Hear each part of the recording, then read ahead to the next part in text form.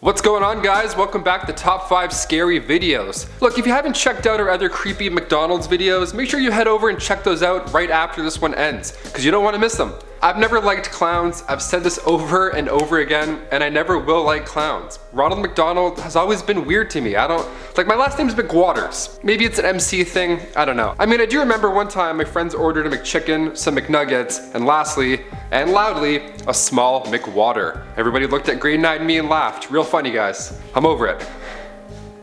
Mostly. This dude creeps me out. The whole atmosphere creeps me out. The ball pits, that didn't help anybody, especially when they found needles and blades. Like, when it comes to McDonald's, there's never a dull moment. Pun intended. But why do we need a clown to sell burgers? It's never made sense to me. Like, yeah, I'd love a junior chicken, but can you tell that creepy clown to stop waving at me? Thanks. Debit? So of course, it was only a matter of time before I got into it with this clown madness and broke down some of those spooky tales. That being said, I'm Taylor McWatters, and here are our top 5 Ronald McDonald Urban Legends. Number 5, clown craziness. Okay, so back in 2016, we were all thrilled when the new cool thing was dressing up like a clown and staring at people as they drove by at nighttime. I never saw one of these clowns, luckily. I mean, because if I did, I wouldn't be here. My heart would have stopped. I would have fainted. I would have my pants. What was the deal? Why did everybody have professional clown costumes all of a sudden? Or even a better question, where did this all start? Well, we have some ideas. So in a handful of Japanese commercials for McDonald's that aired years before this whole craziness, Ronald McDonald is shown doing various weird things in these ads. I mean, in one of the ads, his big clown hand slides through a locked door and tries to open it. And then, in another commercial, he's laying on the floor motionless while this lady's on the phone sitting above her bed above him. But my favorite one has to be this one.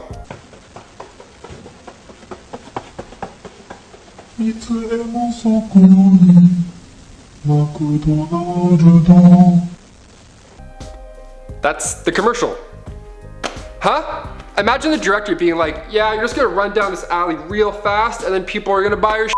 Okay, and action. So this series of commercials that nobody asked for is said to be the inspiration behind the clown phenomenon. Even McDonald's pulled back on the Ronald McDonald stuff. Isn't anybody else curious why their main guy is just gone all of a sudden? Poof. Where did he go? Back to hell? Maybe he got a promotion in the Illuminati, or maybe they realized he was in fact disgustingly creepy and we're like, you know what? We're gonna let you go. Way to go, guys. We made Ronald McDonald quit. Awesome. I'd rather cancel him. Can we cancel him? Let's do it. So what if this happened with Burger King? Just like a bunch of majestic people walking around all slow, just gracing the lands, giving out burgers. That would have been much nicer. So what do you guys think? Did these advertisements inspire the clown craze phenomenon, or was it just odd timing?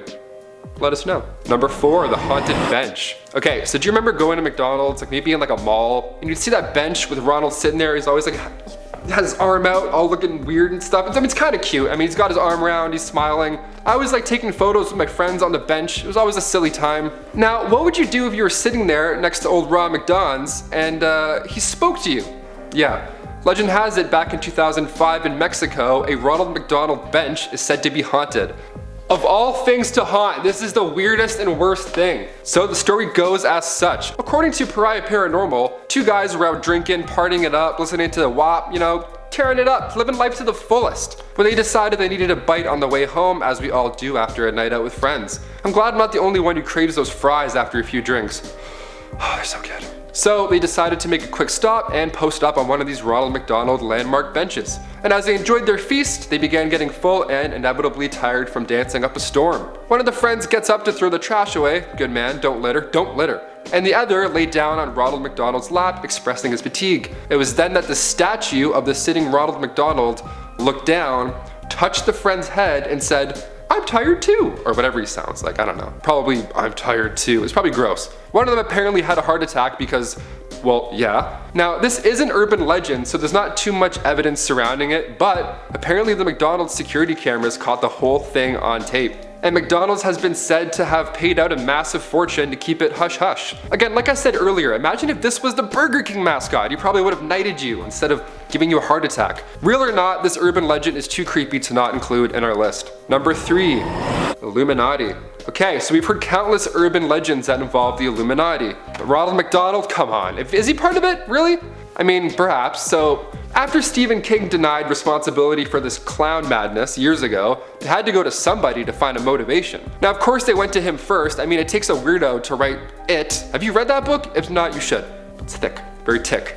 We should be asking Stephen King much more questions, I'll tell you that for free. So if not him, then who? Bonk bonk, Ronald McDonald. Hello, yep, he's the clown. Illuminati blogger simply named Bruce conveys a pretty compelling argument to some, comparing the clown to Satan, like, you know, Satan. Bruce states in a blog titled McDonald's, Mind Control, and Illuminati, he wrote, with a head of red hair and face paint reminiscent of heathen rituals, this classic image is little more than a farce. Okay, Bruce, we're listening. He goes on to explain that the design of Ronald McDonald is purposely done by the Illuminati to appeal to children, to make them more susceptible to notions of Satan and hell. I mean, look at him, he's not exactly wrong. Creepy face, no, blah. So this clown cult uses a method known as monarch mind control that makes people do these Illuminati missions planted in their heads. So this truly could be the meaning behind the clown craze after all. Are all these clowns just part of a clown Illuminati army? Like, can I join? I'd love to join. I'd rather, you know, join and lay low and hide instead of being hunted by these dudes. I wouldn't McLove that at all. If you can't beat them, join them. Number 2, possessed fry cook. This next one's a little alarming. It's not really for the faint of heart, just a heads up. I had to add this urban legend in the mix because it might be connected to the Illuminati point that I just made. Okay, so back in 1999 in Vermont, a McDonald's was operating as normal. Happy Meals, fries that are somehow never salty enough. Good times all around. Until a fry cook randomly grabbed the boiling oil, walked to the middle of the restaurant, and dumped it on his head, like he was possessed. I mean, this guy didn't even react to the burning hot oil. And to make matters worse, others got involved. And not in the way that they probably should have at that point. Yeah, customers started joining in on the nightmare and began to roll around on the floor with the hot oil. Unlike the fry cook, they reacted with laughter. What is going on? So eventually somebody got a handle on the situation and intervened. Thank you. So shortly after, the ambulances came and took the burnt, brainwashed victims to the hospital. What a strange call that would have been. This is back in '99 also, so it's not like there's any footage of this rolling around on World Star or anything like that. This is still an urban legend. But the one survivor from the incident, yeah, only one survived, they couldn't even explain what happened. Because the burns did so much damage, they lost the ability to speak.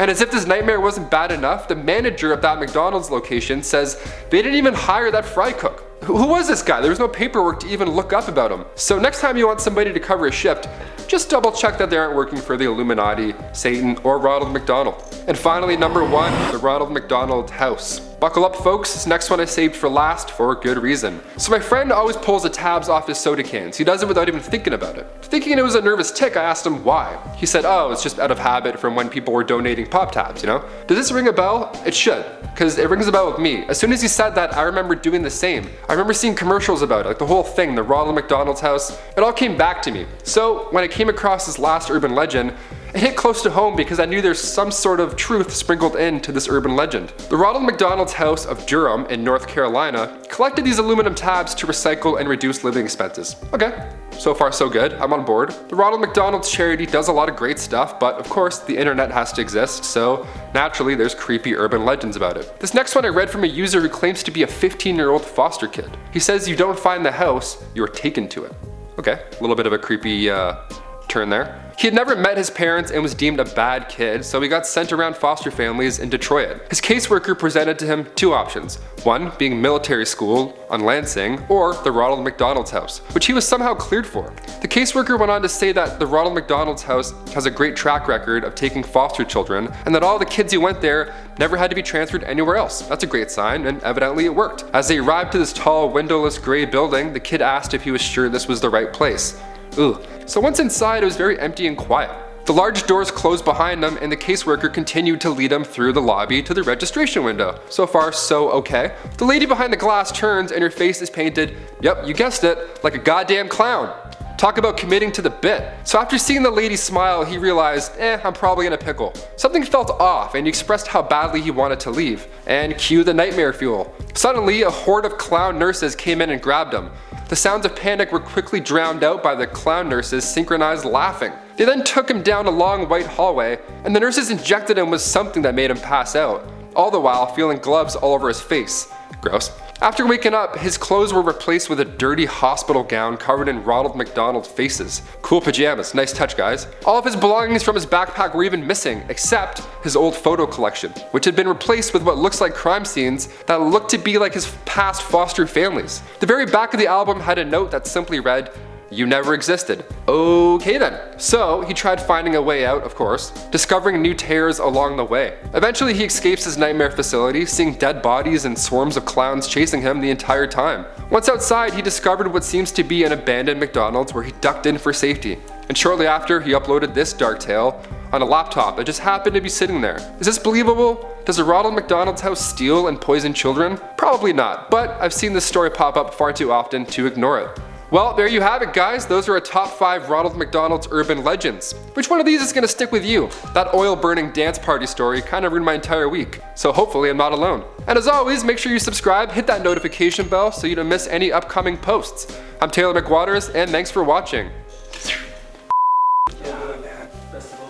Oh man, yeah, fries too, like the fries there? Yeah, the thing you have to get immediately, you can't wait, no. But, man, They're so salty. I just want to like suck all the salt off and put them back in.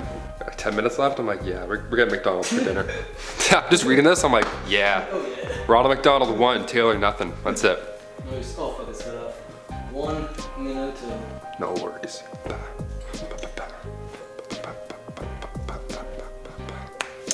I have WAP stuck in my head like for the last week.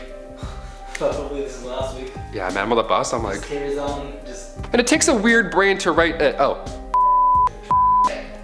He goes on to explain that the design... Come on, tongue. He goes on to explain that the design... Can you scroll back up please a little bit? Just a touch, sorry. He goes on to explain that... Oh no.